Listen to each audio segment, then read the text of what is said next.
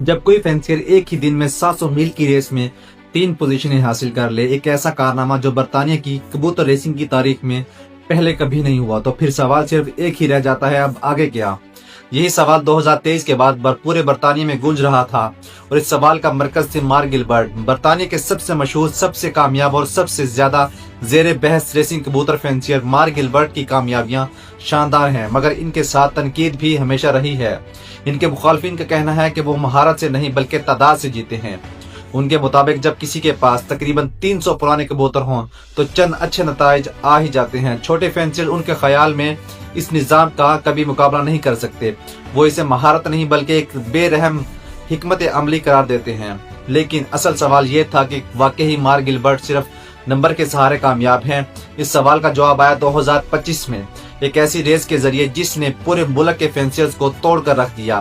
National flying club کی trap race انتہائی خراب موسم اور ظالمانہ حالات کی وجہ سے زیادہ تر لوگوں کے لیے مکمل تباہی ثابت ہوئی۔ کئی لافٹس خالی رہ گئے، کئی فینسیر کے خواب ٹوٹ گئے۔ اسی تباہ کن مقابلے میں مارک گلبرٹ نے اپنی سیکشن میں پہلی، دوسری اور 5ویں پوزیشن حاصل کی۔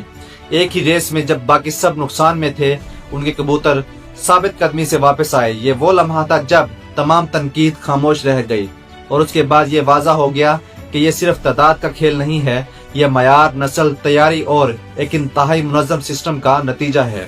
مارک گلبرٹ کا فوکس ہمیشہ میراتھن کبوتروں کی پر رہا ہے، جیسے بارسلونا، پاؤ اور سینٹ ونسنٹ کے وہ مقابلے جہاں کبوتر صرف طاقت سے نہیں بلکہ ہمت، برداشت، ذہانت اور حوصلے سے جیتتا ہے۔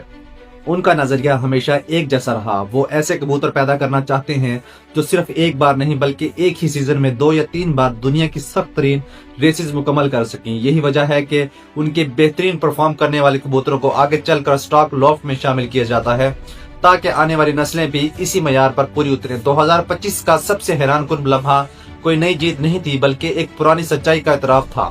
نیشنل فلائنگ کلب نے باضابطہ طور پر 2015 کی 2 بڑی ریسز کے ریکارڈ درست کیے اور اعلان کیا کہ ان ریسز کے اصل فاتح مارک گلبرٹ ہی تھے۔ 10 سال بعد تاریخ نے خود کو درست کیا۔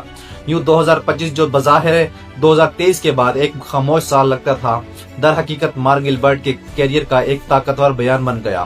یہ سوال ثابت کرتا ہے کہ ان کی کامیابی کوئی حادثہ نہیں بلکہ ایک طویل مدت سوچا سمجھا اور پیشہ ورانہ ماڈل ہے۔ مارک گلبرٹ نہ صرف ریسز جیتی، انہوں نے کبوتر ریسنگ کے مستقبل کی سمت متعین کی۔ ایک ایسا ماڈل جو آج متنازع نہیں بلکہ معیار بن چکا ہے۔ وہ اپنی قسمت کے محتاج نہیں کیونکہ انہوں نے اپنی قسمت خود ہی تخلیق کی ہے۔ تو دوستو، یہ تھی مارک گلبرٹ کی کہانی۔ امید کرتا ہوں یہ ویڈیو آپ کو پسند آئی ہوگی۔ ملتے ہیں نیکسٹ ویڈیو کے ساتھ، تب تک کے لیے اللہ حافظ۔